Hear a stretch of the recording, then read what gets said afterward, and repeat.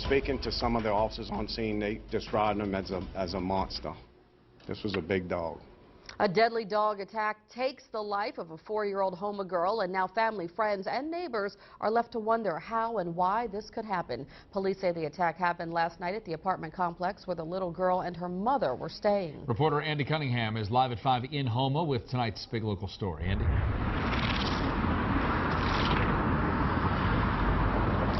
Scott, Houma Police Chief Todd Duplantis said his officers had no choice but to end the animal's life once the dog came after them only minutes after attacking the 4-year-old little girl. It looks like it's about 12 shots. We had 2 shots inside, and it took 10 shots outside to stop the dog. The dog wasn't stopped to the end. Houma Police Chief Todd Duplantis said his officers on scene described the dog as a monster. The attack started inside this second-story apartment at Houma Highlands just after 7 Wednesday night. And just seeing from far away, it was just like I was lost for words.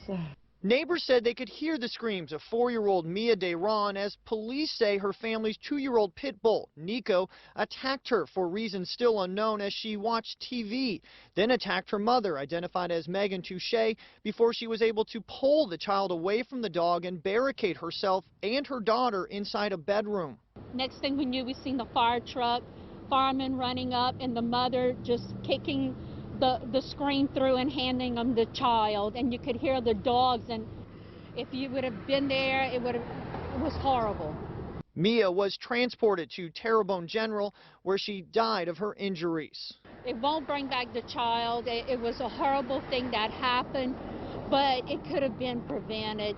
Some neighbors question if the dog should have been allowed at the complex in the first place. According to a lease agreement, some breeds considered aggressive are restricted, but Duplantis said they had received no complaints prior to the attack.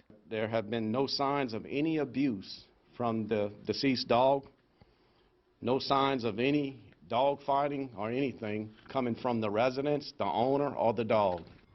And the mother, Megan Touche, suffered moderate injuries. She was treated and released from Terrebonne General Hospital earlier today and is now recovering at home. And I'm told at this point no charges are expected, but again, this investigation is ongoing. Reporting live from Houma, I'm Andy Cunningham, WDSU News.